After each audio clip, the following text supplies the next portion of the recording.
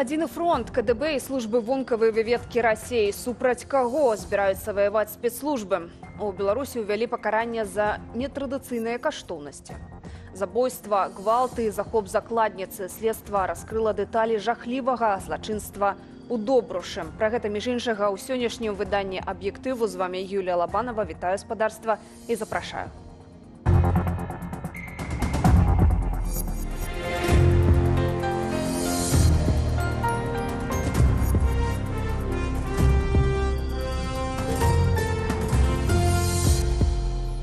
Сярод трох ваенных сцэнароў Крамля адзін прадугледжвае пераход да гібрыднай вайны з НАТО і агрэсіі супраць краінаў Балтыі, сцвярджае Украінскі цэнтр супрацьдзеяння дэзінфармацыі. Вядома, што такія дзеянні ажыццяўляліся аб з тэрыторыі і нашай краіны. Не словы, але дзеянні спецслужбаў Беларусі і Расіі пацвярджаюць існаванне такога плану. Падрабязней Юлія Цяльпук. Працяг вайны ва ўкраіне прынамсі да 2028 года, паступовае спыненне агню ці пашырэнне вайны да атак на краіны НАТО бліжэй да 2028. Такія тры сцэнары разглядае цяпер Крэмль паводле цэнтру супрацьдзеяння дэзінфармацыі. Гэта могуць быць агрэсіўныя дзеянні супраць краінаў Балтыі. У Расіі прасоўваюць закон, што дазваляе выкарыстоўваць войска ў іншых краінах для абароны грамадзянаў РФ. Крэмль можа пайсці на атакі дронамі і прыцягненне дыверсійных груп па 20 чалавек, якія будуць пранікаць на тэрыторыі гэтых дзяржаваў. У выпадку такога развіцця падзеяў Пуціну і Лукашэнку трэба было б абгрунтаваць свае дзеянні ў вачах насельніцтва, што ўжо робіцца. Па выніках учорашняй сустрэчы ў Калінінградзе кіраўнікоў беларускага КДБ і службы выведкі Расіі апошняя пракаментавала мэты супрацы. Забеспячэнне кіраўніцтва Расіі і Беларусі актуальнай і дакладнай інфармацыі пра падрыўныя планы краінаў Захаду і блоку НАТО на постсавецкай прасторы і звязаныя з гэтым пагрозы для саюзнай дзяржавы, недапушчэнне пранікнення на тэрыторыю саюзнай дзяржавы носьбітаў экстрэмісцкай ідэалогіі і тэрарыстаў-баевікоў. Перад гэтую сустрэчай старшыня КДБ Іван Церцель заявіў, што спецслужбы маюць спіс еўрапейскіх заводаў-вытворцаў дронаў для ўкраінскага войска і што гэтыя аб'екты прыярытэтныя мэты для кропкавых удараў. Сустрэча Церцеля з Нарышкіным у Калінінградзе – гэта сігнал у першую чаргу балтыйскім краінам, не Польшчы, наконт магчымай рэалізацыі плану так званага Сувалкаўскага калідору. Гэта сухаземны калідор працягласцю 100 кіламетраў. Расейцы хочуць злучыць тэрыторыю Беларусі з расійскай Калінінградскай вобласцю. Зусім не выпадкова, на думку эксперта, менавіта ў гэтыя дні аналітычны цэнтр Baltic Defense Initiative апублікаваў песімістычную ацэнку абароназдольнасці Літвы. Маўляў, нават без уводу войскаў Расія цягам 3 месяцаў можа змусіць Літву капітуляваць. Беларусь у гэтай вайсковай сімуляцыі асноўны плацдарм. Расійскія спецслужбы ўкідваюць гэтую інфармацыю. Якая мэта? Паказаць, што краіны НАТО не ў стане рэалізоўваць 5-й артыкул статуту НАТО аб калектыўнай бяспецы і паказаць безабароннасць балтыйскіх краінаў перад магчымай расійскай агрэсіяй. Польшча і краіны Балтыі працуюць над павышэннем абароназдольнасці. Падчас сённяшняй сустрэчы прэзідэнты Эстоніі і Літвы запэўнівалі, што НАТО ўсцяж моцная, а крытыка ЗША ў бок альянсу адно дапамагае яго ўмацаваць у абаронных мэтах. Менск бачыць карціну інакш, лічыць вайсковы аналітык Белсату. Яны сапраўды вераць у тое, што супраць іх дзейнічаюць нейкія замежныя спецслужбы, што НАТО рыхтуе супраць іх нейкія аперацыі і ўвогуле збіраецца дэстабілізаваць палітычную сітуацыю в Рэспубліцы Беларусь. Яны ведуць вайну не супраць Украіны, яны ведуць вайну супраць калектыўнага Захаду.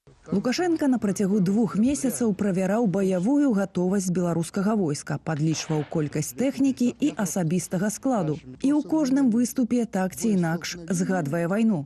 Вы в состоянии выжить в этой войне? Калі ж казаць пра паглыбленне супрацы спецслужбаў у балтыйскім напрамку, то яна распачалася роўна год таму візітам Нарышкіна ў Менск. Юлія Цяльпук, Белсат. Арганізацыя Аб'яднаных Нацый ў чарговы раз заклікала Беларусь адмовіцца ад пакаранняў за нібыта прапаганду ЛГБТ, бяздзетнасці і змену полу. Гэта пагражае дыскрымінацыяй ды падвышэннем рызыкі рэпрэсіяў, ставіць пад удар дзейнасць праваабаронцаў, што працуюць з уразлівымі групамі. Закон аб змяненні кодэксаў у пытаннях адміністратыўнай адказнасці, што прадугледжвае у тым ліку адказнасць за так званую прапаганду ЛГБТ, Лукашенка ўсё ж такі падпісаў, працягне Ірына Дарафійчук. Закон, падпісаны напярэдадні Лукашэнкам, уносіць змены ў ажно 150 артыкулаў кодэксаў. Але найбольшы рэзананс выклікаў новы артыкул 19.16 аб прапагандзе гомасексуальных стасункаў, змены полу, бяздзетнасці, педафіліі. Фармулёўка кароткая. Распаўсюд у любой форме інфармацыі дзеля фармавання ў грамадзянаў уяўленняў пра прывабнасць гомасексуальных стасункаў, змены полу, бяздзетнасці або пра прызнанне педафіліі дапушчальную.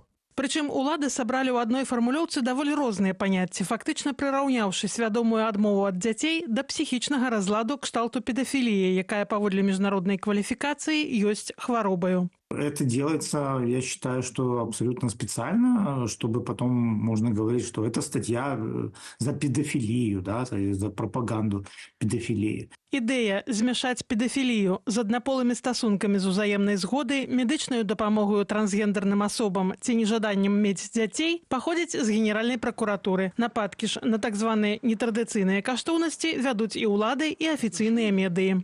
Никакой пропаганды быть в обществе не должно. А вот child-free – это и есть ментальное оружие тех, кто хочет уничтожить традиционный мир. В наших традициях славян это большие семьи, это семьи с детьми. Як менавіта будуць вызначаць, што ёсць прапагандаю, з новага закону незразумела. Там ужылі даволі агульную фармулёўку – распаўсюд у любой форме інфармацыі. Это могут быть и разговоры, да, то есть кто-то впоследствии заявил на человека, что вот он мне такое рассказывал, да. Это может быть и публикации, даже лайки, перепосты, как бы информации, в которых есть какие-то элементы. Но толкование может быть еще шире, даже то есть использование там распространения фильмов, в которых какие-то моменты появляются. Пад выглядам зацікаўленай беларускі журналістка Белсату дазванілася ў прэс-службу ўнутраных справаў Берасцейшчыны і запытала, у якім выпадку яе могуць прыцягнуць да адказнасці за прапаганду child-free.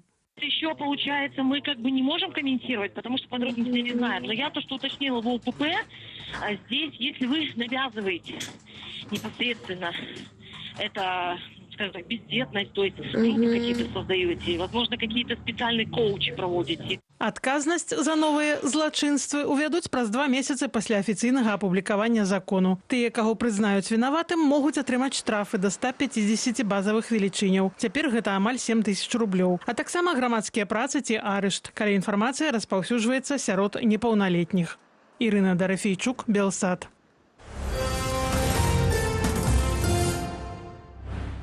Амаль 500 трывожных сігналаў за адныя сотні. Менавіта столькі паведамленняў пра спробы тэлефоннага ашуханства паступіла ў міліцыю за апошні тыдзень.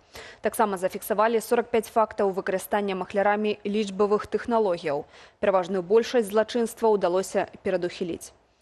Спецыяльны аддзел МУС у барацьбе з махлярствам працуе ў рэжыме нон-стоп. Толькі за мінулыя сотні заблакавалі 10 фішынгавых сайтаў, перакрыты доступ да 42 замежных платежных рэквізітаў і прыпыненыя аперацыі паводле 140 рахункаў аферыстаў.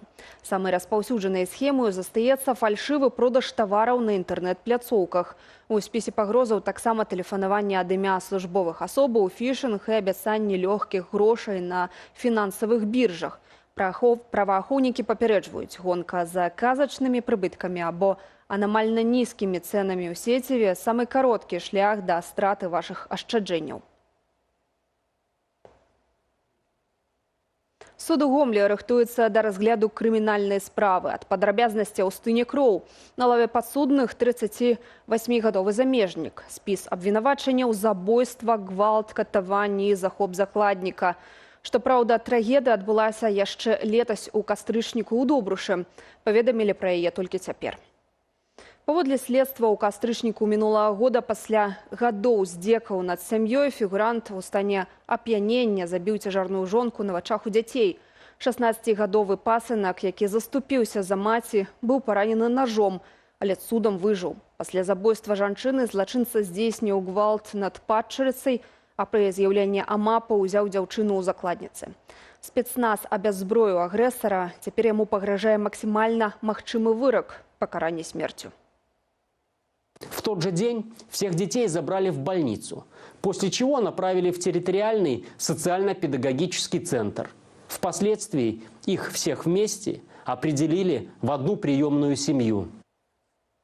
Трагедыя ў чэрвені. Двухгадовы хлопчык выпаў з акна другога паверха. Гэта здарылася раніцай, калі бацька яшчэ спаў, а маці на хвіліну адышла ў іншы пакой. Гэтага часу хапіла, каб дзіцё забралася на падваконнік, адкрыла в акно ды ўпала на зямлю. Бацькі неадкладна выклікалі медыкаў. Лекары дыягнаставалі ў хлопчыка цяжкія траўмы галавы. Цяпер ён у рэанімацыі, дзе медыкі змагаюцца за ягонае жыццё. Следча-аператыўная група высвятляе ўсе дэталі і ўмовы, што прывялі да няшчаснага выпадку.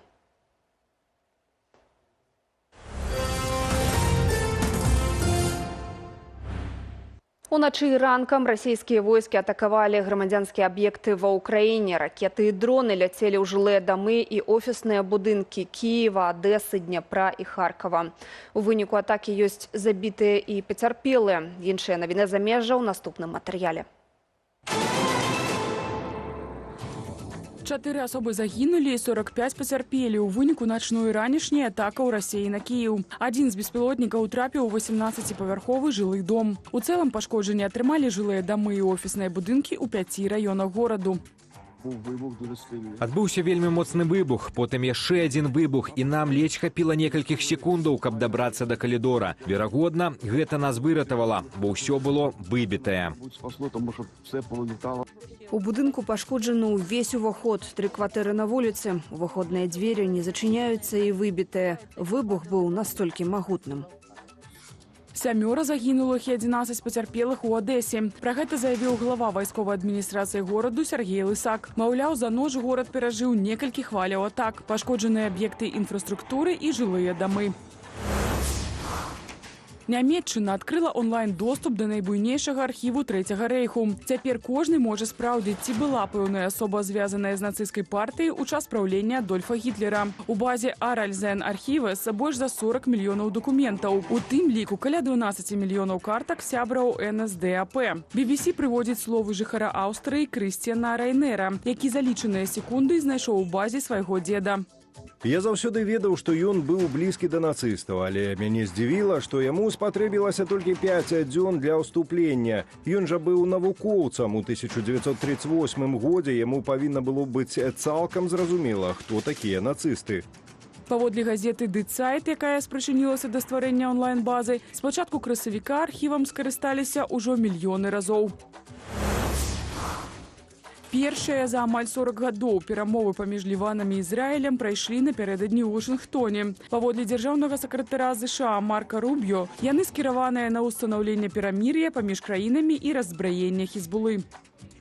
Усе складанасці гэтага пытання не будуць развязаныя за наступныя 6 гадзінаў, але мы можам пачаць рухацца наперад, каб стварыць аснову для чагосьці вельмі пазітыўнага і трывалага, каб народ Лівану мог мець тую будучыню, якую ён заслугоўвае, і каб народ Ізраілю мог жыць без страху перад ракетнымі абстрэламі з боку тэрарыстычнага стаўленніка Ірану.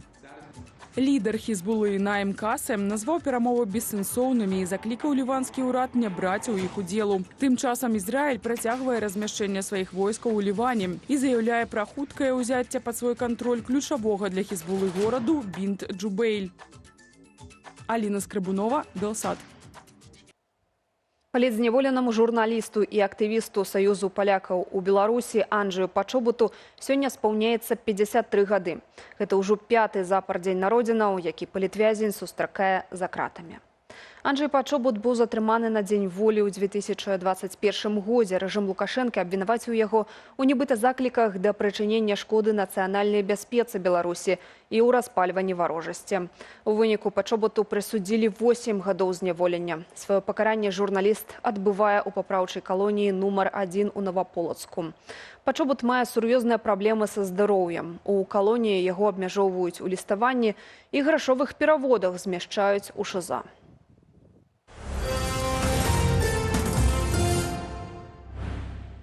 Ад міністэрскага крэсла да сіласнай ямы. Экс-кіраўнік МУСа, цяпер губернатар Гарадзеншчыны Юрый Караеў вырашыў асабіста праверыць гаспадаркі Воранаўскага района.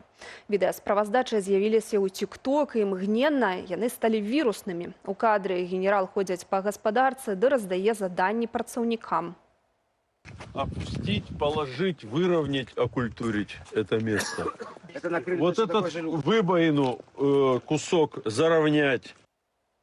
Ролик сабраў амаль 600 тысяч праглядаў і лавіну іранічных каментараў. Карыстальнікі адразу ахрысцілі Караева міні-Лукашэнкам за ягоную манеру раздаваць парады ў кожнай дробязі. Большасць гледачоў скептычна паставілася да такога мікраменеджменту, называючы паездку губернатара звычайнай паказухаю на камеру. Плюшкі замест рэальнай абароны правоў. Праўладная федэрацыя прафсаюзаў Беларусі хваліцца, што задзіночвае ў сваіх шэрагах больш за 4 мільёны чалавек, то бок практычна ўсіх працаўнікоў краіны. Аднак пры гэткіх зайздросных паказніках функцыянеры арганізацыі чамусьці працягваюць завальваць да сябе новых чальцоў новымі спосабамі. Дайшла чарга і да аўтамабіляў, падрабязней Валера Руселік. Пакажы пасведчанне і атрымай зніжку. Праўладныя прафсаюзы прыдумалі новы спосаб завабіць беларусаў у свае шэрагі. Белтэхагляд абвясціў акцыю, у межах якой з 2 да 8 траўня можна прасіць тэхагляд са зніжкаю 20%. Акцыя прымеркаваная да дня працы, аднак скарыстацца ёю могуць толькі сябры прафсаюзаў. Такія вось акцыі, хоць чымсьці задаволіць не зусім задаволеных працоўных, таму што заробкі заставляюць жадаць лепшага, асабіста там на шмат якіх дзяржаўных прадпрыемствах, і гэта відавочна. Эканамічны крызіс існуе ў Беларусі, ад гэтага нельга так адмахнуцца рукой.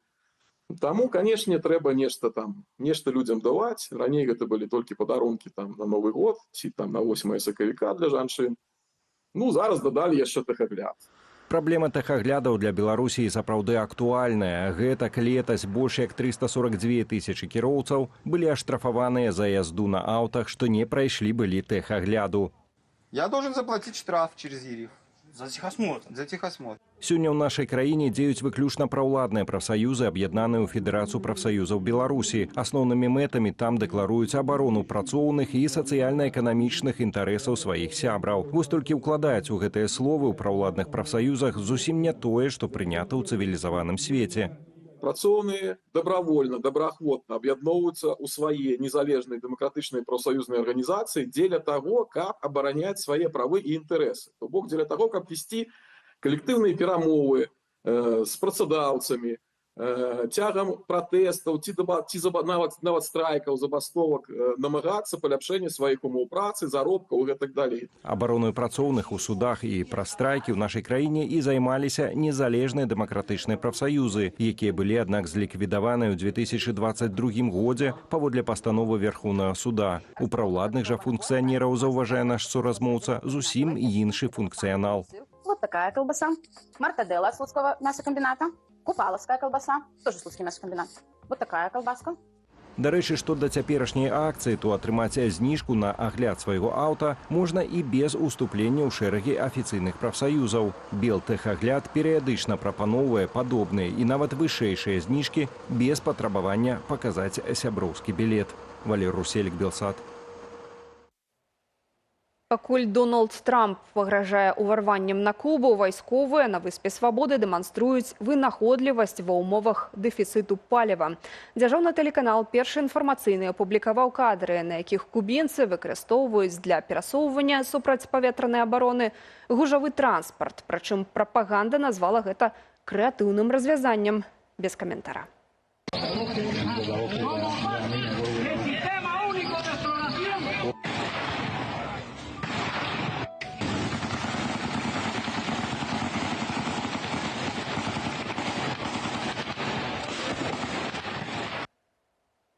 У аб'ектыве на гэтым ставім кропку. Больш навінаў у нашых сацыяльных сетках і на старонцы Белсату. Эфір жа працягне студыя Белсат, якую мы правядзём разам з Алесем Залеўскім. Так, вітаю гаспадарства. Сёння ў студыі Белсат пра новы юрыдычны ціск на Лукашэнку. Польшча і Ісландыя падтрымалі спецтрыбунал па агрэсіі супраць Украіны.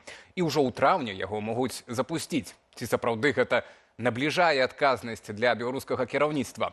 І другая тэма – бяспека. КДБ Беларусі і расійская СВР узмацняюць супрацу, а Масква ўжо называе патэнцыйныя цэлі ў Еўропе. Ці можа Беларусь апынуцца не толькі саюзнікам, але і мішэнню? Абмяркуем з нашымі гасцямі ўжо праз некалькі хвілін. Спадарства, будзе цікава, далучайцеся.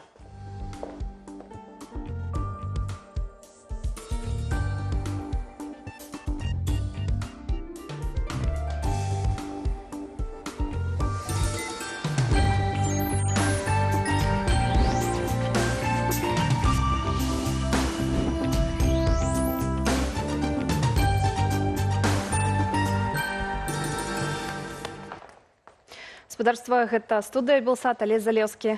І Юлія Лабанова. І прапануем традыцыйна ўзяць удзел у нашым апытанні. Нагадаю, яно ананімнае, а таму бяспечнае. І усе вынікі мы падсумуем, спадарства. Сёння мы цікавімся ў вас. Умацаванне супрацы КДБ і службы вонкавай выведкі Расіі. Што магло б гэта азначаць? Ну, вось адзін з варыянтаў. Пагроза для грамадства, другі – страта самастойнасці структур. Трэці, можа быць, гэта фармальнасць, бо яны і так працуюць разам, або гэта абарона саюзнай дзяржавы. Спадарства, галасуйце, мы абавязкова вернемся, падсумуем вынікі гэтага нашага пытання. Так, ну і пішыце ў чаце трансляцыі таксама пытанні да нашых спікераў на тую ці іншую тэму, якія мы сёння будзем абмяркоўваць. Все важныя, все трывожныя, так, датычаць нашай бяспекі. Кіраўнікі КДБ Беларусі і расійскай службы вонкавай выведкі сустрэліся ў Калінінградзе і дамовіліся узмацніць супольную выведку. Паводле саміх сілавікоў, гаворка пра каардынацыю працы супраць Захаду і паглыблення супрацы ў межах так званай саюзнай дзяржавы. На гэтым фоне Расія ўжо адкрыта намякае на ўдары па аб'ектах у Еўропе, звязаных з вытворчасцю дронаў для Украіны. Ну, спадарства, шмат тут можна разважаць на гэтую тэму, што б гэта магло азначаць. Сустрэчу ў Калінінградзе правялі кіраўнік службы вонкавай выведкі Сергей Нарышкін і старшыня КДБ Іван Церцель. Паводле расійскага боку акцэнт на зборы інфармацыі пра планы Захаду і на супрадзеянне гэтым планам. Асобна падкрэсліваецца неабходнасць удасканальваць формы супольнай працы. Гэта можа азначаць больш цесную інтэграцыю спецслужбаў і пашырэнне аперацыйнай дзейнасці. Паралельна Масква публічна павышае стаўкі. Міністэрства абароны Расіі распаўсюдзіла спіс еўрапейскіх кампаніяў, якія, паводле Масквы, вырабляюць дроны для Украіны. Частка адрасоў у гэтым спісе звычайныя цывільныя аб'екты. Намеснік старшыні Рады бяспекі РФ Дмітрый Мядзведзеў заявіў, што гэта патэнцыйныя цэлі для расійскіх удараў. У гэтай логіцы любая вытворчая інфраструктура, звязаная з вайной ва ўкраіне, разглядаецца як вайсковая. І гэта ставіць пытанне, якія патэнцыйныя цэлі для ЗСУ месцяцца ў Беларусі. Гэтае пытанне мы будзем адрасаваць нашаму спікеру наступнаму. Я спадзяюся, што ён ужо падключыўся. Пакуль яшчэ няма. Зміцер Міцкевіч, журналіст тэлеканалу «Белсат», вядоўца тут і там, і пра свет будзе неўзабаве ў нашай студыі. І мы абмяркуем, як гэтыя падзеі ў Калінінградзе, сустрэча беларускіх і расійскіх чекістаў, ці мы іх яшчэ раздзяляем, ці гэта ўжо адна кантора, хто каму служыць, як гэтая падзея звязаная з іншай падзеяй, напрыклад, з сустрэчай Владзіміра Зеленскага з прэм'ер-міністрам Нямецчыны спадром Мерцам, дзе была падпісаная угода, ну, прынамсі, была агучана угода паміж Украінай і Нямецчынай па дастаўцы з Нямецчыны ва ўкраіну больш за 100 тысяч дронаў, так, і, магчыма, гэтыя дроны акурат і устрывожылі Маскву, устрывожылі тылы, якія цяпер і так з'яўляюцца мішэнню для шматлікіх дронаў з боку Украіны. Ну, цікава, што увагу спецслужбаў Беларусі і Расіі прыцягнулі не толькі дроны і вытворчасць дронаў, і ўвогуле замежная тэматыка і НАТО, але таксама недапушчэнне так званых экстрэмістаў у саюзную дзяржаву. У сувязі з гэтым плануецца пільнаваць дзяржаўную мяжу. Ну і тут паўстаюць пытанні, як гэта будзе адбывацца, што гэта значыць, ці канчаткова базы Беларусі і Расіі будуць прадстаўленыя абодвум ведомствам. Яны будуць мець цалкавіты доступ да так званых баз дадзеных для рэпрэсій. Так, ну і той жа Церцель, который быў на сустрэчы з СВР, так, у Калінінградзе, пасля якой прагучала гэтая грозная заява Медведева датычна патэнцыйных цэляў у Еўропе. Сам Церцель заявіў, што КДБ, беларускае КДБ, да дробязяў ведае лагістыку паставак дронаў і камплектуючых з Еўропы для Ўкраіны. Прычым тут Беларусь? Вот хочацца у Церцеля запытацца, чаму яму гэта цікава. У спісах, як беларускаму чыноўніку іншай дзяржавы, якая нібыта не задзейнічана ў канфлікце паміж Расіяй і Украінай. У спісах, кажа Церцель, не толькі дзяржаўныя ваенныя аб'екты, але і прыватныя прадпрыемствы ў Польшчы і Літве, якія думаюць, што яны ў бяспецы, брацца не зброі ці рэальныя пагрозы еўрапейскім краінам. Так задаецца такім пытаннем Церцель. Ну, Зміцер Міцкевіч нарэшце ўжо з намі падключыўся, толькі скончыўся прасвет, хто яшчэ не бачыў, включайце YouTube, там калегі разбіраюць, якім чынам за 90 дзён расійскія войскі змаглі бы захапіць усе балтыйскія краіны. Зміцер Міцкевіч, вайсковы аглядальнік Белсату. Дзіма, вітаем цябе. Добрый вечер. Зміцер, ну давай вот тады і пачнем ад, ты ведаў, бачыў, уже чуў, так, што заявіў Церцель. Ну і вось тут пытанне, ці ў Беларусі няма такіх цэляў для ЗСУ, пра якія кажа Церцель датычна Еўропы?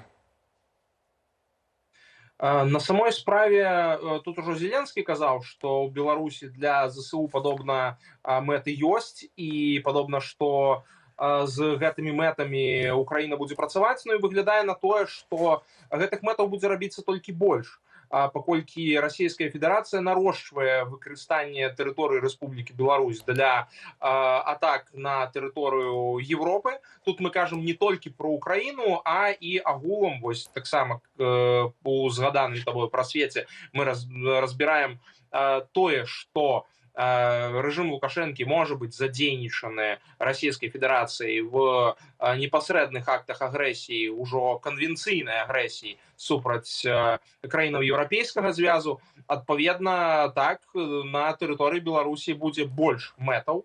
І, ну, гэта не лепшыя навіны для рэжыму Лукашэнкі. А якога кшталту гэта цэлі?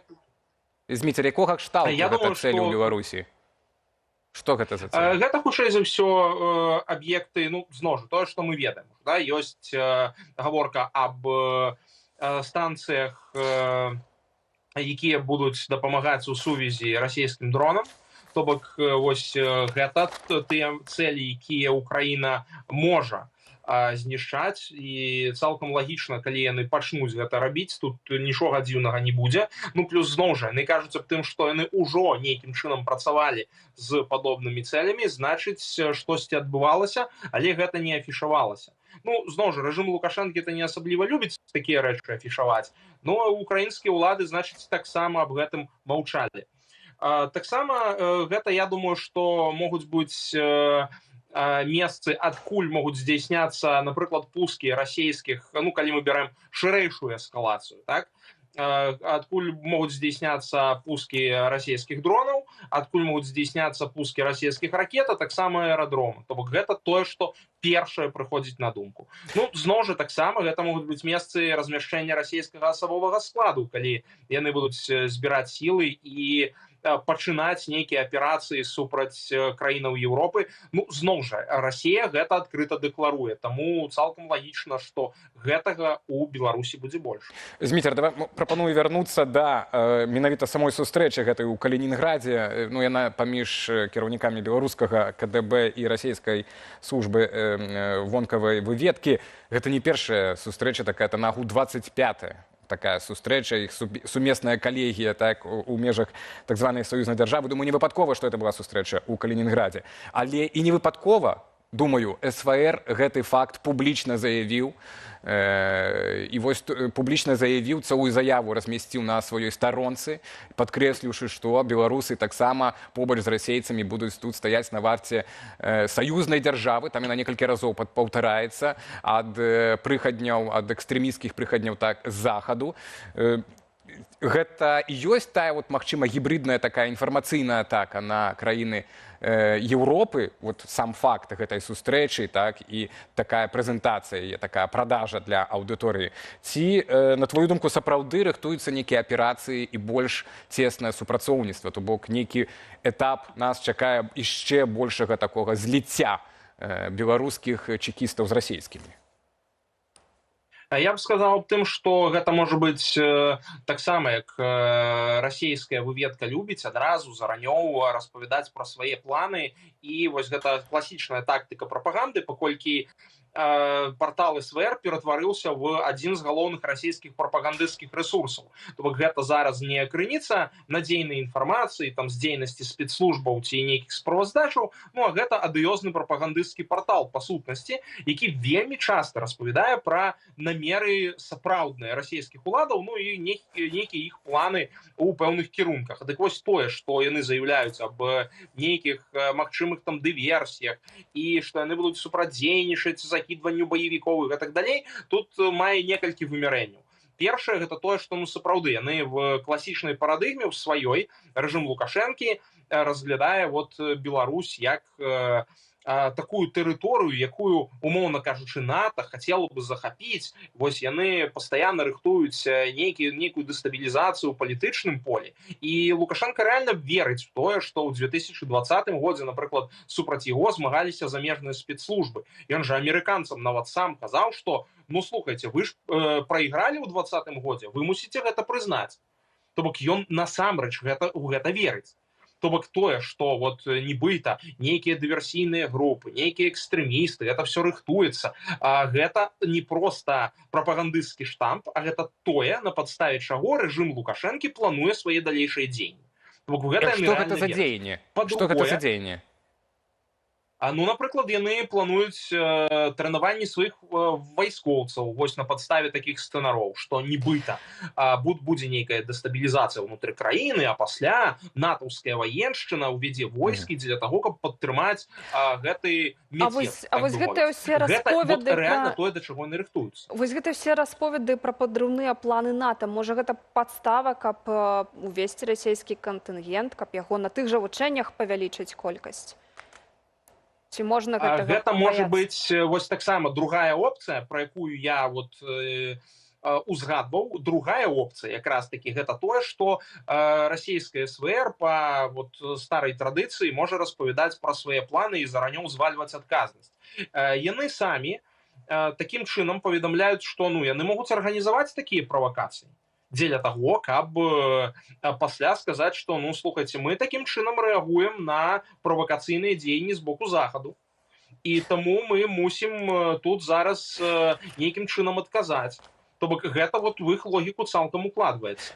Таму што ну раней такія дзеянні ўжо былі, і в гісторыі такіх дзеянняў хапала, то бок расейцы за апошнія 100 гадоў якраз такі такімі правакацыямі ўжо неаднаразова адзначыліся. І таму цалкам лагічна, што яны гэтую тактыку будуць працягваць. І якраз такі тое, што яны адкрыта аб гэтым заяўляюць, Лукашэнку мусіць, у прынцыпе, насцярожыць. Але пытанне, на якім баку у гэтай вот гульні, у гэтым раскладзе гуляюць все ягоныя церцелі і іншыя персанажы. Ну вось, магчыма, адказ на гэтае пытанне крыецца ў наступнай матыве. Ты сам звярнуўся да 2020 года і прыгадаў Нарышкіна ў гэтым кантэксце. Акурат 22 кастрычніка ў 2020 годзе ў разгар палітычнага крызіса і невядомасці, невызначанасці ў Беларусі ён прызямліўся ў Менскім аэрапорту. Некаторыя кажуць нават з групай падтрымкі ў выніку прапагандыстаў, якія пачалі працаваць на біотэлерадыёкампаніі, бо збольшага працаўнікі тады звольніліся ў знак пратэсту. Якая роля СВР была, в прынцыпе, на твою думку, ва ўратаванні Лукашэнкі ў 2020 годзе? Ну і вось гэтае тут пытанне, наколькі тады пасля гэтых падзей у 2020, калі Нарышкін прылятаў са сваім дэсантам яго ратаваць, наколькі Лукашенко, в прынцыпе, самастойная фігура ад расійскіх спецслужбаў? Ну, пачнем з таго, што Лукашенко ні ў якім разе ніякая не самастойная фігура, асабліва пасля 2020 года. Лукашенко пасля гэтага адказвае ў Беларусі за рэпрэсіі супраць беларускага народа, пасіўную і хакей. І, в прынцыпе, ўсё. То бок больш вось гэта ягоная сфера дзейнасці, сфера кантролю. Таму што знешнюю палітыку, сферу нацыянальнай бяспекі кантралюе Расійская Федэрацыя. Гэта все лежыць у Маскве. І тое, што Лукашенко там думае, можа быць, яму там штосьці падабаецца з гэтых расійскіх планаў ці не падабаецца, гэта мала каго ў Крамлі цікавіць. Таму што ўсе рычагі кіравання знаходзяцца ў іх. І Лукашенко выдатна разумее, каму ён абавязаны тым, што ён сядзіць зараз у гэтым фатэлі. І тое, што тады прыязджаў Нарышкін, таксама фігура Нарышкіна непасрэдна важная, паколькі гэта адзін з нешматлікіх людзей у Крамлі, з якім у Лукашэнкі нармальныя стасункі. І таму якраз такі менавіта ён і быў адпраўлены дзеля гэтай місіі, дзеля таго, каб гэтыя перамовы праводзіць, дзеля таго, каб все гэта рэжыму Лукашэнкі даносіць, все гэтыя умовы, і далейшыя інструкцыі. Паколькі якраз ён з'яўляецца той асобай, з якой Лукашенко больш-менш нармальна, без стрэсава размаўляе. Плюс гэта чалавек, які мае досвед менавіта ў арганізаванні разнастайных падобных гібрыдных аперацый. Таму тут казаць пра нейкую незалежнасць Лукашэнкі складана. І вось тут вельмі цікава, вяртаючыся да гэтай тэмы, нашай непасрэдна вось гэтай сустрэчы, важна адзначыць, што яшчэ адна рэч, якую мы мусім улічваць, гэта міжведомственная барацьба у рэжыма Лукашэнкі. І тое, што адныя дэпартаменты пастаянна спрабуюць выслужыцца перад Лукашэнкам на фоне іншых, дзеля здабывання рэсурсаў, дзеля атрымання большай падтрымкі ад непасрэдна дыктатара. І тут все гэтыя спробы Церцеля і іхняй кампаніі пужаць беларусаў, пужаць Лукашэнку гэтымі баевікамі, нейкай агрэсіяй і так далей, таксама накіраваная на гэта. Паколькі трэба трымацца, то бок трэба паказваць сваю важнасць і патрэбнасць. Канкурэнтаў, і яны пастаянна вось гэтыя пагрозы генеруюць. Так, але вось пару хвілін у нас яшчэ ёсць, дакладней адна. Вяртаючыся да гэтых спіса цэляў, пра якімі гразіўся Медведзеў, і ты кажаш, што там пару раз на 100 год, так, але расіяне такую практыку праводзілі, такія правакацыі, каб пасля там захопліваць. Але і яшчэ часцей яны проста пужаюць, так, такімі цэлямі, а зараз мы ядравай бомбы вас бамбанем, яшчэ штосьці. Медведзеў спецыяльную функцыю такую выконвае. Гэтым разам это ўсё-такі псіхалагічны ціск ці падрыхтоўка да рэальных удараў, і ці не звязана гэта, вось гэтыя заявы, акурат з супрацай Нямецчыны і Украіны пад дронам «Анубіус»? Тут я б не ішоў глыбока ў дэталі, бо гэта частка агульнага калінкору, якім Расійская Федэрацыя рухаецца ўвогуле. Яны адкрыта дэкларуюць сваё жаданне вялікай вайны з Европай. Яны ўпэўненыя в сваёй перамозе ў гэтай вайне. Таму што в іхнай парадыгме, у іх планаванні яны ўжо Европу перамаглі. Яны ўпэўненыя, што Злучаныя Штаты Европе дапамагаць не будуць. Яны ўпэўненыя, што ў іх атрымаецца дэзінтэграваць палітычныя сістэмы краінаў Европы да такой ступені, што яны проста не змогуць даць адказу на расійскую агрэсію.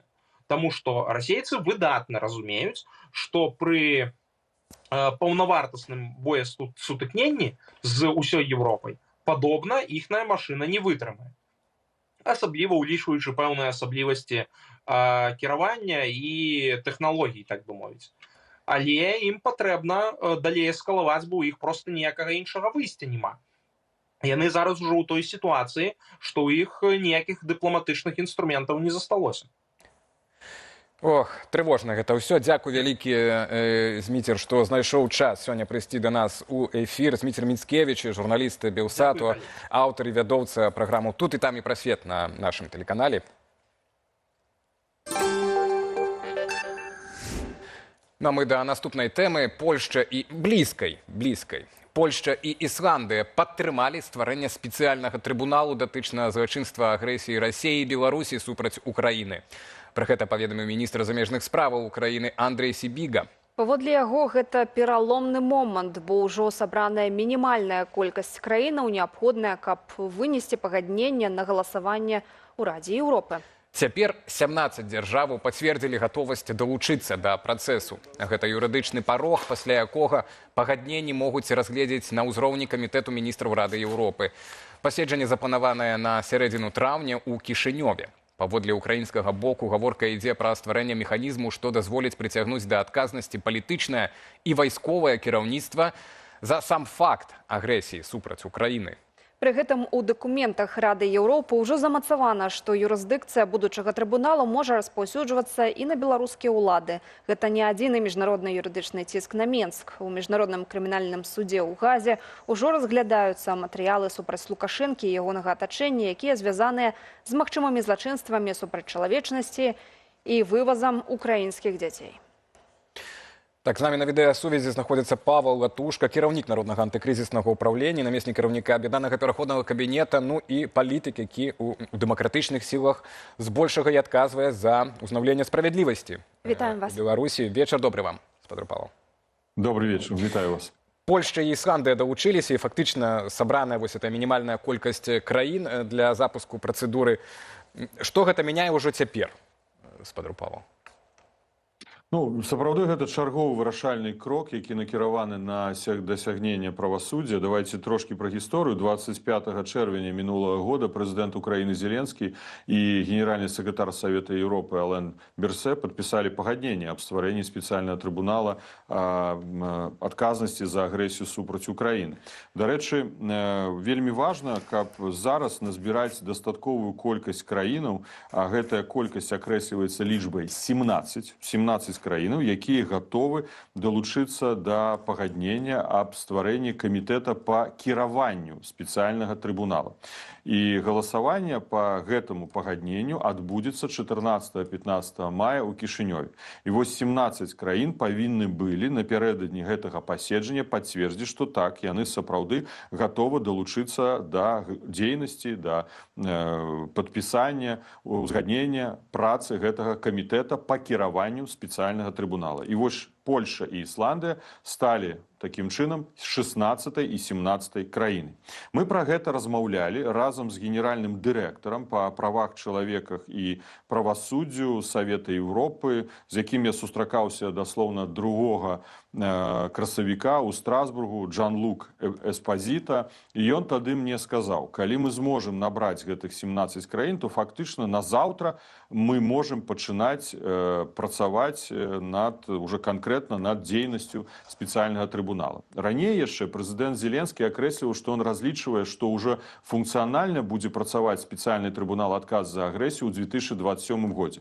Так што мне здаецца, што ўсё ідзе вельмі добра. Спадзяемся, што адбудзецца гэтае галасаванне на камітэце міністраў Савета Еўропы ў Кішынёве. Гэтыя краіны далучацца. Пасля гэтага будзе ратыфікацыя ў парламентах гэтых краін. Гэта таксама нейкі час патрэбны. Спадзяемся, што это адбудзецца на працягу 26 года. Будзе акрэслівацца бюджэт спецыяльнага трыбунала і зразумела, ўжо будуць з'яўляцца пазней прокуроры і суддзі спецыяльнага трыбунала.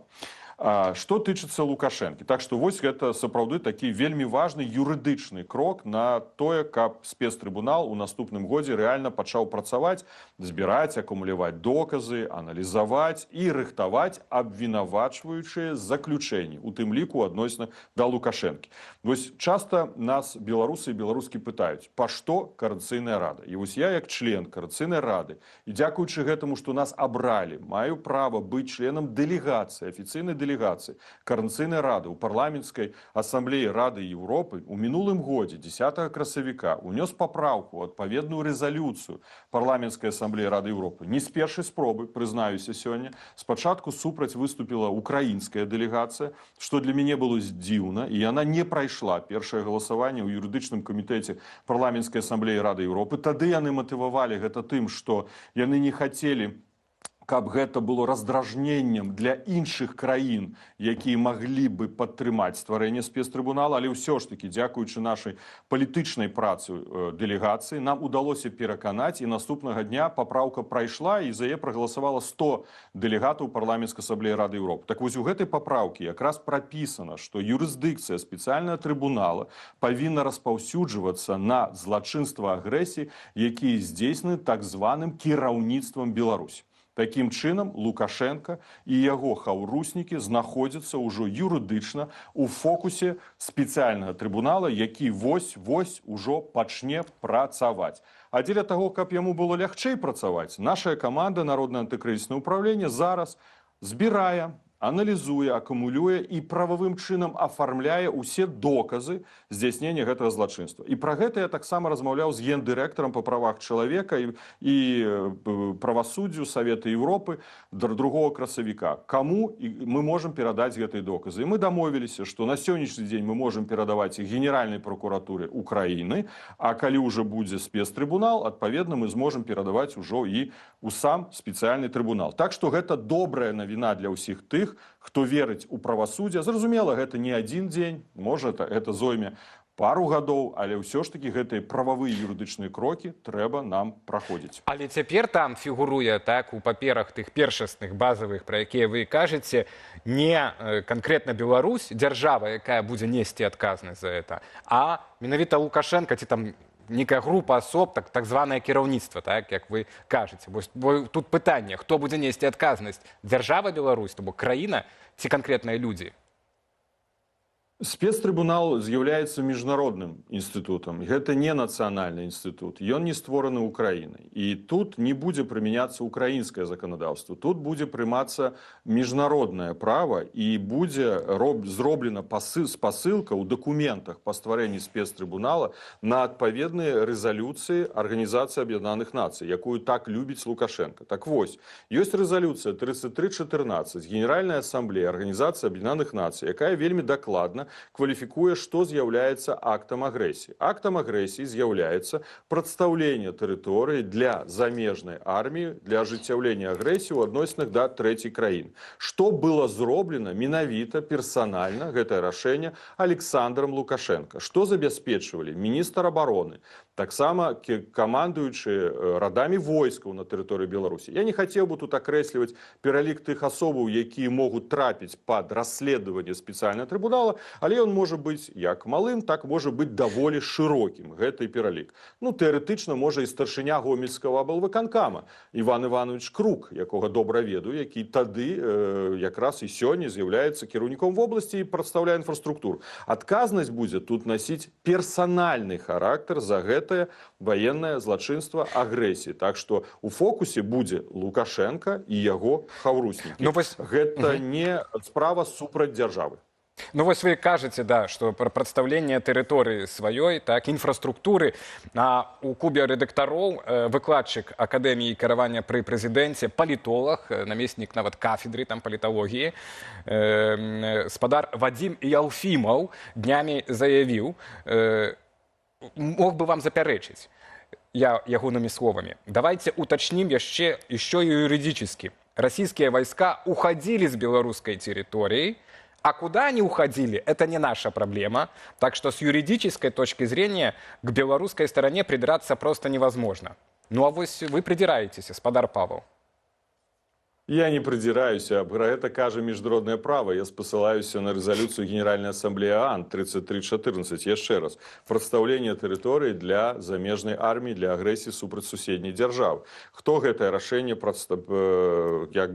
рэалізаваў? Хто прыняў гэтае рашэнне? Менавіта Лукашенко. І хто рэалізоўваў гэта рашэнне? Вышэйшае военно-палітычнае кіраўніцтва Беларусі. Гэтую легенду і байку, гэты Ялфімаў ці Ефімаў, як вы сказалі, няхай захавае для сябе, будзе, можа, сваім унукам-праўнукам расказваць. Гэтую легенду прыдумаў сам Лукашенко, які неаднойчы прапагандысцкі гэта паўтараў, кажучы, так, а я ж не ведаў, куды яны пойдуць. Я думаў, што яны з вучэннем пойдуць там на далёкі ўсход, нават такое гучала, але дарогай пайшлі праз Кіеў. Ну, гэта смеху варта. Тады спадар Ефімаў падкрэслівае, што Лукашенко нуль без палачкі. Бо калі ён не разумее, што ў яго робіць замежнае войска на тэрыторыі Беларусі, чаму гэтаму замежнаму войску яго генералы прадставілі ўсю ваенную інфраструктуру, чаму старшыні аблвыканкамаў прадставілі ўсю неабходную грамадзянскую інфраструктуру, чаму пагранічны камітэт, старшыня пагранічнага камітэта ЛАПО адкрыў шлагбаумы на мяжы беларуска-украінскай. Узнікае пытанне да спадара Ефіму, а хто ж такі тады Лукашенко? Статыст? Статыст, які знаходзіцца і сядзіць у сваім палацы ў Мінску? Ну, ён жа ніколі не пацвердзіць, што Лукашенко статыст. Значыць, ён прымаў гэта рашэнне і доказаў гэта дастаткова. Акт агрэсіі не ажыццяўляўся на працягу гадзіны, хвіліны, ну, няхай некалькіх гадзін. Гэта было месяцы. практычна год, можна там прааналізаваць, калі інфраструктура дарожная, чыгуначная была выкарыстана, калі адкрываліся памежныя пераходы, а пазней паветраная прастора, ваенныя і грамадзянскія аэрадромы, з якіх стартавалі самалёты расійскай авіяцыі, ВКС, і бомбардзіравалі тэрыторыю Украіны. Так што, ну, прабачце, гэта ўсё для сваіх унукаў няхай расказвае. Так, пускі іскандэраў яшчэ былі да кастрычніка 22-го года, бадай што. Гаспадар Павел, вы назвалі лічбу дзяржаваў 17 як мінімальную неабходную для стварэння камітэту кіравання трыбуналам, але ці гэта канчатковая лічба, або ўсё ж такі да трыбуналу могуць далучацца іншыя дзяржавы, каб у будучым мець магчымасць распаўсюджваць той жа ордэр для Лукашэнкі, каб ініцыятыва не выглядала выключна вось як 17 краінаў еўрапейскіх. Ці вядуцца гэтыя размовы? Да, безумоўна, вось якраз падчас нашай сустрэчы ў Страсбургу з Джан-Лука Эспазіта, генеральным дырэктарам па правах чалавека, які персанальна адказвае за стварэнне спецыяльнага трыбунала, мы абмяркоўвалі гэтую сітуацыю і казалі, што вельмі важна, каб да гэтай ініцыятывы далучылася як мага больш краін-членаў Савета Еўропы, бо менавіта Савета Еўропы стаіць як орган, які з'яўляецца крыніцай, ініцыятарам, матыватарам стварэння гэтага спецыяльнага трыбунала. Гэта вельмі павышае роль Савета Еўропы. І тое, што мы маем там сваіх прадстаўнікоў, дэлегацыю, гэта вельмі важна. Але гэта не павінна тычыцца толькі еўрапейскага рэгіёна. Гэта павінна тычыцца краін усіх у свеце. Так што да гэтага дакумента могуць далучацца і іншыя краіны. І пра гэта кажа, дарэчы, у сваёй публікацыі міністр замежных спраў Сібіга. З другого боку, Джан-Лук Эспазіта звярнуўся да мяне і да Светланы Ціханаўскай, да прадстаўнікоў дэмакратычных сілаў, каб мы лабавалі падчас нашых сустрэч з прадстаўнікамі дэмакратычных краін, краін, якія выступаюць за правасуддзе у сувязі з здзяйсненнем акта агрэсіі, лабавалі далучацца да спецыяльнага трыбунала, да гэтага кіруючага камітэта спецыяльнага трыбунала, каб як магло больш краін магло ажыццяўляць пераслед пазнейшы ў адносінах тых асобаў, у якіх будзе складзена абвінавачваючае заключэнне. Тое, што абвінавачванне з'явіцца ў адносінах Лукашэнкі, у мяне сумневаў няма. Пытанне толькі часу, як доўга нам трэба будзе чакаць. Але пагадзіцеся, што калі нават суседняя Украіна ўжо будзе як бы абвесціць яго ў вышук і разам яго генералаў, гэта таксама трыгерыць чыноўнічы апарат. Хтосьці будзе песімістычна казаць, што ну, калі гэта адбудзецца. Мне здаецца, людзі дзеляцца на песімістаў і аптымістаў. А ёсць людзі, якія проста працуюць. Працуюць дзеля таго, каб аптымістычны сцэнар у кантэксце правасуддзя быў ажыццёўлены. Мы проста працуем на тое, каб гэта адбылося. Вось ІНАУ цяпер працуе, збірае доказы гэтых злачынстваў, агрэсіі. Можа быць, распавядзіце пра некаторыя факты, якія ўжо з'яўляюцца ключавымі для будучых абвінавачанняў, і хто яшчэ можа дапамагчы з прадстаўленнем, са зборам вам доказаў злачынстваў? Я думаю, што вялікую працу праводзілі і іншыя нашы ініцыятывы. Гэта і беларускі гаюн, на жаль, які зараз знаходзіцца ў такой вельмі крытычнай сітуацыі, да, пераследу. Гэта, канешне, і Айсанс, гэта і Белпол. Я думаю, шмат якія арганізацыі давалі інфармацыю. Пытанне зараз гэта ўсё сабраць, акумуляваць, прававым чынам аформіць і перадаць Генеральнай пракуратуры Украіны, калі мы гэта будзем рабіць сёння ці заўтра, а паслязаўтра, напрыклад, 2027 год, гэта можа быць перададзена ўжо самому спецтрыбуналу, пракурорам, якія будуць весці расследаванне ў адносінах злачынства, здзейсненага Лукашэнкам яго хаўруснікамі. Пакуль, можа, пра нейкія факты я не хацеў бы казаць, але мы абавязкова, калі завершым гэты этап працы, бо працы-то шмат, на жаль жа, агрэсія маштабнейшая, да, у гісторыі 21 стагоддзя самая вялікая, мы абавязкова гледачам Белсата тое, што магчыма, распавядзем. Бо, конечно, разумееце, калі мы штосьці расказваем, прапаганда, прабачце, не прапаганда, сам рэжым, ён будзе фармуліраваць шляхі абароны дзеля таго, каб пазбегнуць адказнасці. Пагадзіцеся, я думаю, большасць гледачоў Белсата хацела, каб адказнасць усё ж таки наступіла. Ну, як мінімум, было абвінавачванне, і Лукашенко фактычна можа прэтэндаваць на 3 ордэры на арышт. Ну, мы, ведаеце, займаемся справай адказнасці за злачынствы супраць чалавечнасці у рамках міжнароднага крымінальнага суда, і тут вялікі крок зроблены, пачата ўжо афіцыйнае расследаванне за злачынствы, звязаныя з вывазам незаконных украінскіх дзяцей-сірот з тэрыторыі акупаваных скіраваны ўкраіны ў Беларусі індактрынацыі, там ужо ёсць крымінальная справа і доказу вельмі шмат перададзена. І вось і гэта 2 ордеры. Трэці ордер на арышт можа быць выданы спецыяльным трыбуналам адказ за агрэсію. Лукашенко хацеў завершыць сваю кар'еру такім пераможцам, стваральнікам, а ён завершыць сваю кар'еру, спадзяюся, вельмі спадзяюся, з 3 ордерамі на арышт, ну і той чалавек, які будзе адказваць за злачынства. У гэта веру, на гэта і працуем. Так, ну тут же еще такі аспект, што гэта пакаранне і адказнасць за гэтую агрэсію, суагрэсію, гэта ж таксама і пытанне дачынення паміж народамі Беларусі і Украіны. Гэта тлумачэнне беларусаў, чаму так магло здарыцца, што з нашай тэрыторыі прыйшла да іх вайна. Дзякуй вялікі вам за размову. Павел Латушка, кіраўнік Народнага антыкрызіснага ўправлення, быў з намі на відэасувязі. Абмяркоўвалі мы апошнія падзеі вакол стварэння міжнароднага трыбунала датычна агрэсіі Расіі супраць Украіны, у якім, у справе якой таксама і мы ведаем, што фігуруе Беларусь. Ну, а цяпер час на нашу традыцыйную рубрыку «Жыццё ў рэгіёнах», якую мы робім разам з БГ Медыя. Пачынаем ад поўдня краіны. У Гомлі знікла папулярнае месца адпачынку. Возера, якое ў народзе называлі «Васьмёркай», цалкам засыпалі пры будаванні дамбы. Мясцовыя жыхары абураныя, кажуць, разам з вадаёмам горад страчвае зялёныя зоны. Возера «Васьмёрка» месціцца, ці месцілася, недалёка ад цэнтральнага пляжу, і доўгія гады было месцам, дзе гомельцы купаліся, рыбачылі і адпачывалі. Цяпер замест вады пясок і будаўнічая тэхніка. Відэа з месца падзеяў хутка разышлося ў соцсетках. У каментарах расчараванне і абурэнне. Людзі пішуць, што горад губляе прыродныя зоны і утульныя месцы для адпачынку. Як высветлілася, возера засыпалі ў межах будавання супрацьпаводкавай дамбы. Паводле уладаў праект мусіць абараніць раёны ад паводак і палепшыць інфраструктуру. Аднак жыхары задаюцца пытаннем, ці вартая такая бяспека поўнага знішчэння вадаёмаў. Тым больш, кажуць яны, пад пагрозою цяпер і суседнія азёры. Далей Берасця, таксама поўдзень или заходні, і чарговая незадаволенасць мясцовых жыхароў. У горадзе над Бугам масава высякаюць дрэвы. У цэнтры, у дварах і нават на тэрыторыі крэпасці. Гараджане абураныя, кажуць, знікаюць звыклыя зялёныя зоны і парушаецца экасістэма. Жыхары Берасця ўсё часцей заўважаюць, што знаёмыя месцы літаральна не пазнаць.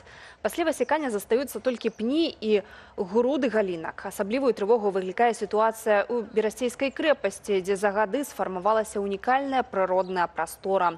Людзі кажуць, што разам з дрэвамі могуць знікаць і месцы гнездавання птушак. У каментарах думкі падзяліліся. Хтосьці піша пра неабходнае санітарнае высяканне. Іншыя лічаць, што мэта пабудова парковак і так званае добраўпарадкаванне. Галоўная прэтэнзія не толькі да саміх працаў, але і да адсутнасці дыялогу чыноўнікаў з жыхарамі. Я думаю, тут і самая асноўная крыўда крыецца.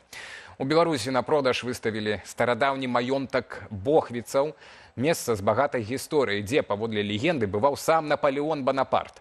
Цяпер сядзіба з паркамі і гаспадарчымі пабудовамі зноў шукае гаспадара, але ўжо значна танней, чым раней. Маёнтак у Падарожску Ваўкавыскага раёну ацанілі ў крыху больш як 400 000 рублёў, амаль у 5 разоў менш, чым яшчэ летась.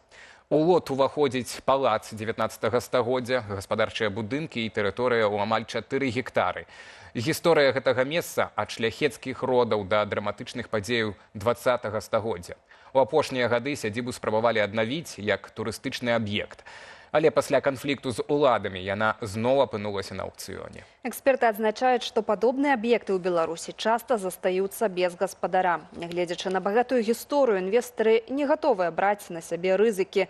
Жаданне захаваць спадчыну не гарантуе, што праз некалькі гадоў вас не забяруць усё разам з укладзенымі сіламі, душой і патрачанымі сродкамі.